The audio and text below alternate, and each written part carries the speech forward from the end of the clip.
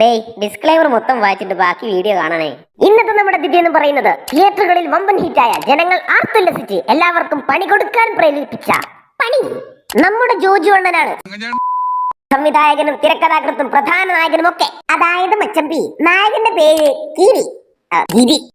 നമ്മുടെ ഗിരി മച്ചമ്പിയും വൈഫും നല്ല രീതിയിൽ അവരുടെ ജീവിതം ജീവിച്ചു കൊണ്ടിരിക്കുകയായിരുന്നു. ആ ജീവിച്ചുകൊണ്ടിരിക്കുന്ന ജീവിതത്തിലേക്കാണ് ജീവനുള്ള ഡോൺ ജീവിതം കുളം തോണ്ടാൻ വരുന്നു. എങ്ങനെയാണ് കുളം തോണ്ടിയതെന്ന് അറിയണ്ടേ?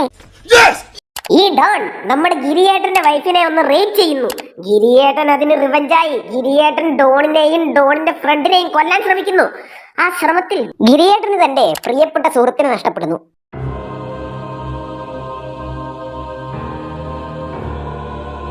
അവസാനം ഡോണിനെയും മറ്റവനെയും ഗിരിയേട്ടൻ കൊല്ലുന്നു. ഇത്രയുള്ളൂ സിനിമ.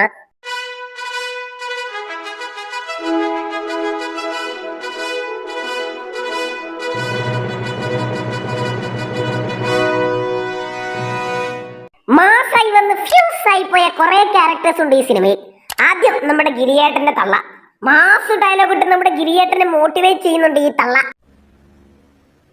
ഗിരി, ഇതെന്നെ മനസ്സുകൊണ്ട് നടക്കരുത്. നിന്റെ കയ്യിലാവന്മാരെ കിട്ടും, ചതച്ചേക്കണം. പക്ഷെ ഡോണിന്റെ കൈ കൊണ്ട് നല്ല 8 പണി കിട്ടി. ചെത്തുകാരൻ സുനി. മാസായി വന്ന് തേങ്ങ ചെത്തുന്ന സുനി.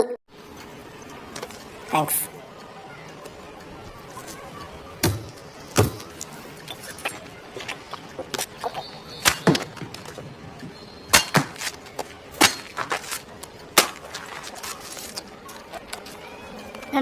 ഇത് മതി, കുടിക്കറ.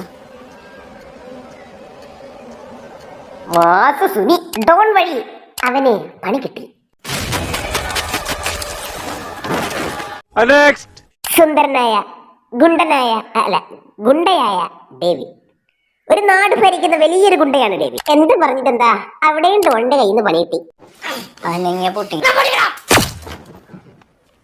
അനങ്ങിയില്ലെങ്കിലും പൊട്ടി. ഇവരെയൊക്കെ കൊന്ന ഡോൺ മാസായി നൈസായി എല്ലാവരെയും കൊല്ലുന്ന നമ്മുടെ ഡോൺ. ഡോണ് ഞാനവിടെ ഡോണ് തേങ്ങയാണ്. അങ്ങനെ അവനും പണി കിട്ടി.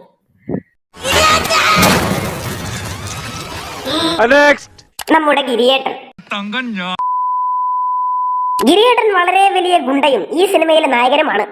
അവസാനം വില്ലനെയൊക്കെ കൊല്ലുന്നുണ്ട്. എന്ത് പറഞ്ഞിട്ടെന്താ, കിട്ടേണ്ട ഏറ്റവും വലിയ ശിക്ഷയൊക്കെ കിട്ടി.